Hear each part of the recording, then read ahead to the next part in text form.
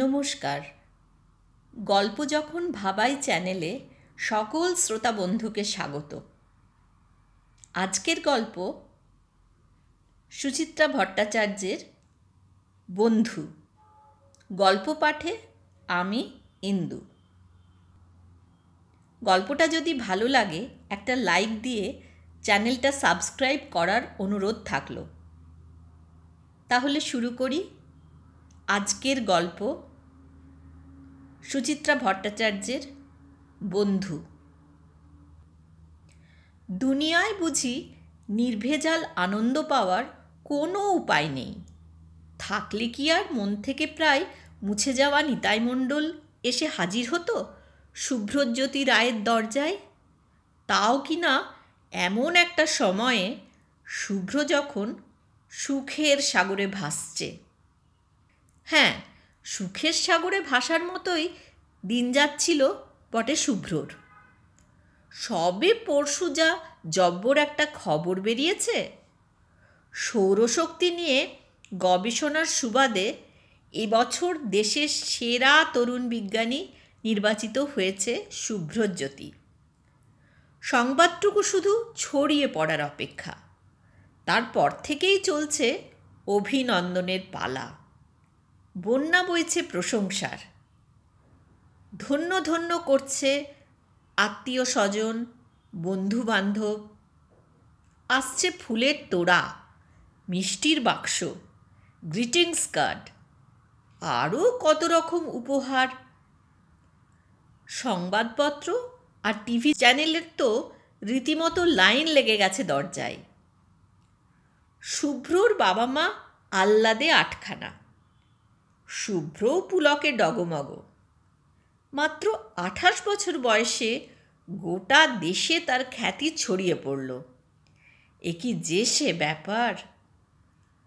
আজও সকালে দিব্যি খোশ মেজাজে ছিল শুভ্র। 10টা বাজতে না বাজতেই এক টিভি চ্যানেল উপস্থিত, প্রতিভাবান তরুণ গবেষকের সাক্ষাৎকার নিতে। ক্যামেরা বসিয়ে মুখের সামনে বুম ধরে তাকে যথারীতি প্রশ্ন করল এক গাদা রুটিন সওয়াল। ছোটবেলা থেকেই শুভ্রর গবেষণার প্রতি ঝোঁক ছিল কি না, এত বিষয় থাকতে সৌরশক্তি নিয়েই বা সে রিসার্চ শুরু করলো কেন, নতুন কী ধরনের কাজে তার হাত দেওয়ার ইচ্ছা আছে, সে কি ভবিষ্যতে দেশেই থাকবে নাকি বিদেশ চলে যাবে। কদিন ধরে অবিরাম ইন্টারভিউ দিয়ে দিয়ে জবাবগুলো এখন শুভ্রর ঠোঁটস্থ। হাসি হাসি মুখে সাজানো গোছানো গোল গোল উত্তর দিয়ে শুভ্র তাদের বিদায় করল। ফের এসে আয়েশ করে বসেছে সোফায়।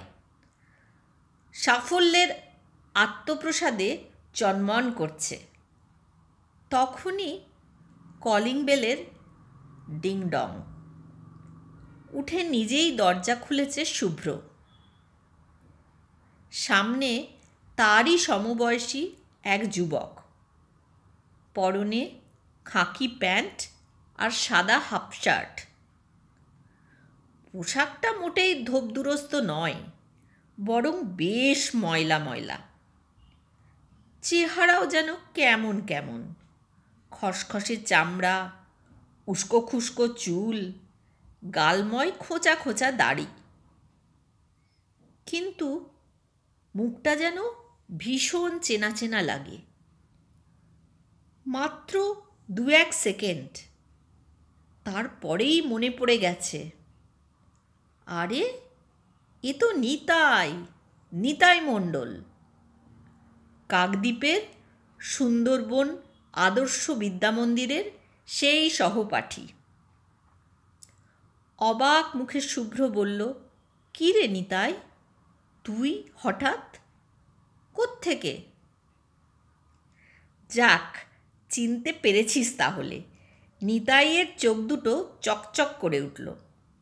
আমি তো ভাবলাম একদিন পরে হয়তো। যা, স্কুলের বন্ধুকে কেউ ভোলে নাকি? আয় আয়, ভেতরে আয়।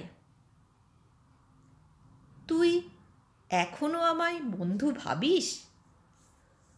15-16 বছর আগের টুকরো টুকরো স্মৃতি উড়ে এলো শুভ্রর মাথায়। পরক্ষণে ঝেড়েও ফেলেছে। নিতাইয়ের কাঁধে হাত রেখে বলল, ছি, ও কথা বলতে নেই। Once a friend, always a friend. ভারী খুশি হয়েছে নিতাই। টায়ারের চটিজোড়া বাইরে খুলে সংকুচিত পায়ে ঢুকলো ঘরে। তাকাচ্ছে ইতিউতি। শুভ্র বলল, দাঁড়িয়ে রইলি কেন? বস। একটু জড়সড়ভাবে সোফায় বসল নিতাই। একটুক্ষণ চুপ, যেন কথা হাতড়াচ্ছে। তারপর হাত কচলাতে কচলাতে বলল, পরশু তোর খবরটা দেখে এত আনন্দ হলো, আর থাকতে পারলাম না রে। আজ কাজকর্ম ফেলে চলেই এলাম। Thank you. শুভ্র সোফায় হেলান দিল। তা তুই আমার ঠিকানা পেলি কি করে? সে আর এমন কি কঠিন, খবরের কাগজেই তো দেয়া ছিল তুই ঢাকুরিয়ার বাবুবাগানে থাকিস। আর এ পাড়ায় তো সবাই বুঝি তোর বাড়ি চেনে। মোড়ের পান দোকানে জিজ্ঞেস করতেই দেখিয়ে দিল। শুনে গর্বে বুক ফুলে উঠল শুভ্রর। তবে মুখে অহংকারটাকে ফুটতে দিল না। আলগা গলায় বলল, যাকগে, কি খাবি বল? চা, কফি, কোল্ড ড্রিঙ্কস? না না, ব্যস্ত হতে হবে না। আমি শুধু দেখা করতে এসেছি, এক্ষুনি চলে যাব। তা বললে হয়? একটু মিষ্টিমুখ করতেই হবে। বলেই শুভ্র চলে গেছে অন্দরে।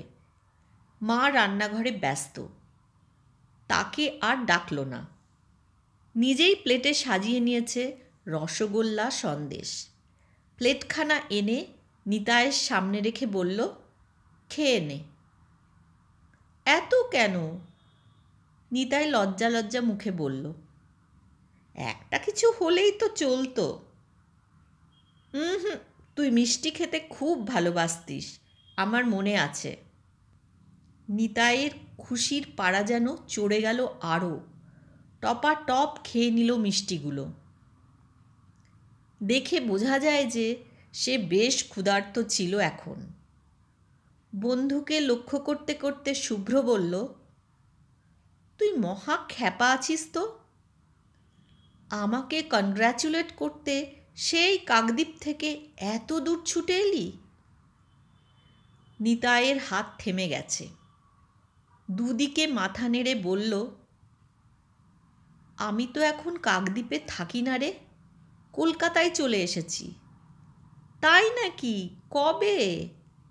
অনেক দিন, প্রায় 6 বছর।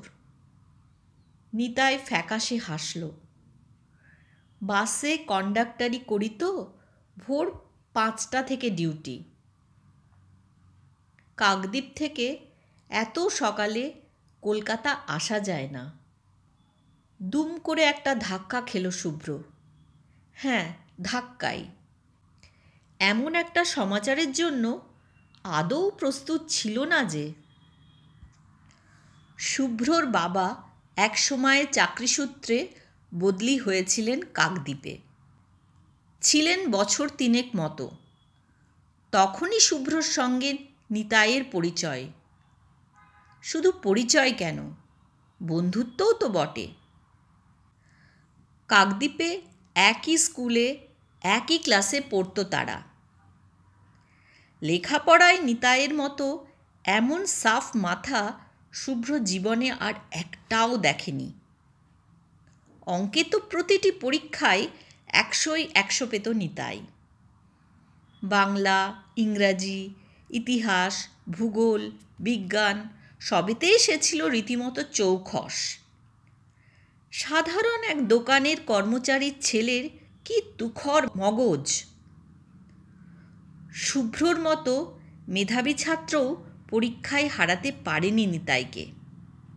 6 আর 7 দুটো ক্লাসেই নিতাই ফার্স্ট, শুভ্র সেকেন্ড। অবশ্য 8-এ ওঠার পর নিতাই তো স্কুল থেকেই, কিন্তু তা বলে নিতাই এখন বাসের কন্ডাক্টর? ভাবতে অস্বস্তি হচ্ছিল শুভ্রর, প্রশ্ন করতেও। তবু কৌতূহল না চাপতে পেরে বলে ফেলল, তুই ওই লাইনে গেলি কেন? বারে, পেট চালাতে হবে না? প্লেটটা সরিয়ে রেখে নিতাই মলিন হাসল। মা রয়েছে, ভাই বোন আছে, গোটা সংসারটা তো আমাকেই টানতে হয়। তোর বাবা? মারা গেছেন তোরা কাকদ্বীপ থেকে চলে যাওয়ার পরপরই। সরি, আমি জানতাম না। শুভ্র ঢোক গিলল। তোর ভাই কিছু করছে না? পেলে তো করবে। নিতাই একটা শ্বাস ফেলল। কত খেটে খুঁটে ওর পড়াটা চালালাম। বেচারা গ্র্যাজুয়েট হয়ে বেকার বসে আছে। লেখাপড়ায় তেমন ভালো ছিল না তো, কেঁদে কোকিয়ে পাশ করেছিল। কম্পিউটার শেখাতে পারলে তাও হয়তো কিছু জুটত, কিন্তু সে তো আমার ক্ষমতায় কুলোলো না। এখন 2-4টে টিউশনি করে, ছোট ক্লাসের। আর তোর 2 বোন? ধার ধর করে মিনার বিয়েটা দিতে পেরেছি। বিনা কলেজে পড়ছে, 2nd ইয়ার। ও, শুভ্র বলবো না করেও বলে ফেলল, তা তোর ব্রেন এত শার্প ছিল, তুই পড়াশোনাটা চালিয়ে গেলি না কেন? বললাম যে, সংসার। তাছাড়া পড়াশুনো তো আমার কপালেই নেই। নিতাইয়ের মুখটা কেমন করুণ হয়ে গেল। তোর মনে নেই আমাকে কিভাবে স্কুল থেকে তাড়িয়ে দেওয়া হয়েছিল? হ্যাঁ, শুভ্রর স্মরণে আছে বই কি। সে কি ওই ঘটনা কখনো ভুলতে পারে? ক্লাস 8-এ ওঠার পর থেকে কয়েকটা বিশ্রী কাণ্ড ঘটতে শুরু করেছিল ক্লাসে। হঠাৎ একদিন জিওমেট্রি বক্স চুরি গেল রজতের। খোঁজ তক্ষুনি সকলের ব্যাগ ঘাঁটা হলো। শেষে ওই বক্স কিনা মিলল নিতাইয়ের ব্যাগে। দেখে তো সকলের চক্ষু ছানা বড়া। ক্লাসের ফার্স্ট বয়ের এ কি দুর্মতি! ঝড়েশ্বর স্যার কড়া গলায় নিতাইকে সাবধান করে দিলেন, এমনটা যেন আর কখনো না হয়। নিতাই অবশ্য সমানে অস্বীকার করে গিয়েছিল অপরাধটা। ঝড়েশ্বর স্যারের বকুনি খেয়ে ঘাড় গোঁজ করে বসেছিল সারা দিন। দিন 15 কাটতে না কাটতে আবার এক চুরি। এবার সমীরের ইতিহাস বই। কি কাণ্ড! এবারও নিতাইয়ের ঝোলা থেকেই উদ্ধার হলো বইটা। মাস্টার মশাইরা তো বটেই, হেড স্যার রামকুমার বাবু পর্যন্ত হতবাক।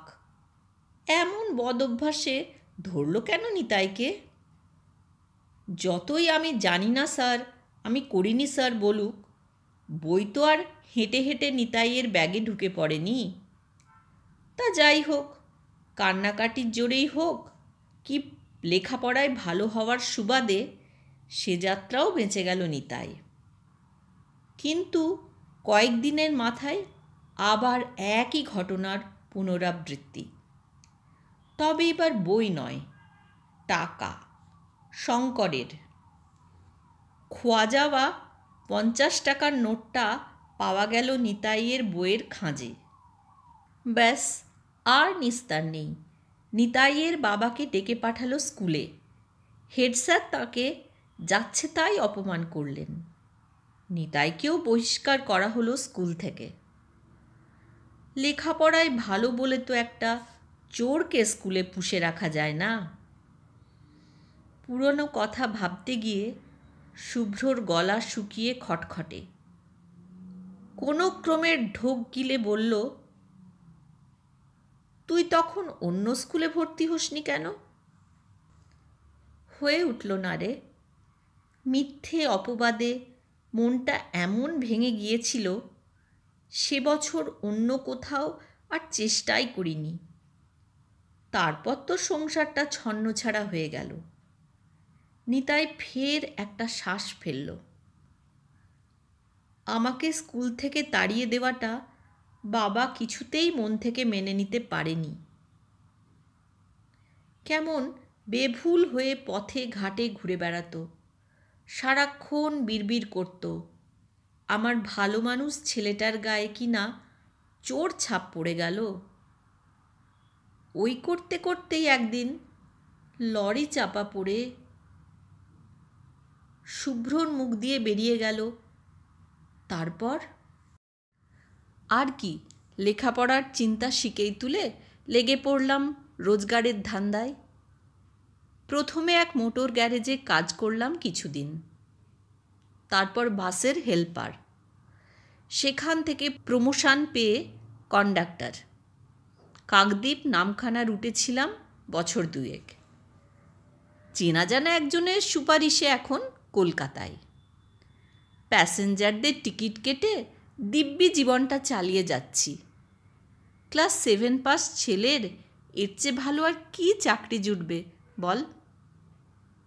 শুভ্রর কণ্ঠনালী যেন অসাড় হয়ে গেছে, স্বর ফুটছে না গলায়। নিতাই নিজেই ফের বলল, আজ আরও কেন ছুটে এলাম জানিস? আমার তো খুব বৈজ্ঞানিক হওয়ার ইচ্ছা ছিল। এক সময় ভাবতাম ল্যাবরেটরিতে গিয়ে গবেষণা করব, নতুন কিছু একটা আবিষ্কার করে তাক লাগিয়ে দেব দুনিয়াকে। দেশে দেশে আমার নাম ছড়িয়ে পড়বে। তা কপাল দোষে আমার তো কিছুই হলো না। কিন্তু তুই তো পারলি। আমার একজন বন্ধু বৈজ্ঞানিক হিসেবে এত নাম করল, এটাও কি কম আনন্দের? শুকনো তালুটা জিভ দিয়ে ভিজিয়ে নিল শুভ্র।